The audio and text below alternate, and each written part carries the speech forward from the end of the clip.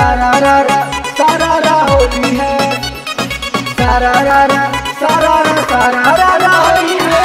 डाले दा डाले दा डाले दा साली, डाले दा डाले दा डाले दा।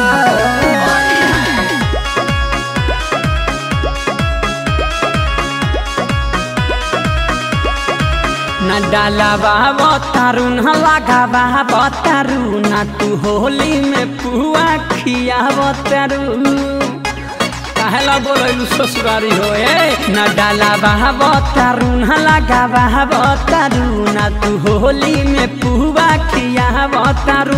तू तो हमरे हऊ साली तब काहे देलू गाली, तू तो हमरे हऊ साली बोला काहे देलू गाली। सो फागुन में दिमाग तोहर मोट लागता। ए जीजा बोली साली ए जीजा पिचकारी से चोट लागता। ए जीजा पिचकारी से चोट लागता।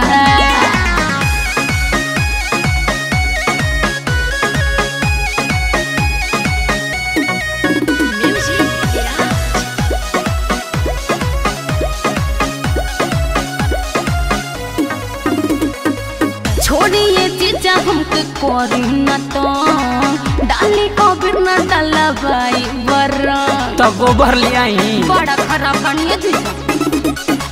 छोड़िए जीजा हमके कोरी न तो डाली अबीर न डाला भाई बरा। आज रखो हमर मन होली खेलब तोहरे संग जाना तानी तोहर कांदाई सोच लागता। ए जीजा बोलो ए जीजा पिचकारी से चोट लागता। ए जीजा पिचकारी से चोट लागता।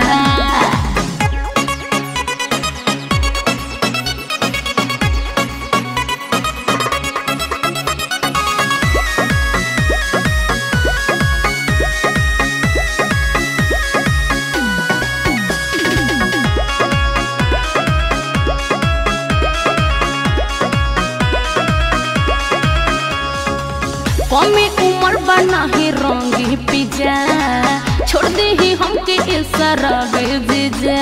बियाह भइले तबले माई बन गइल।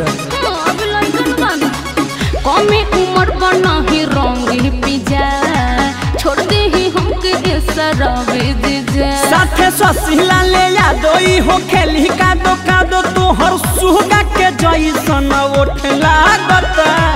ए जीजा कथी हो ए जीजा पिचकारी से चोट लागता। ए जीजा पिचकारी से चोट लागता।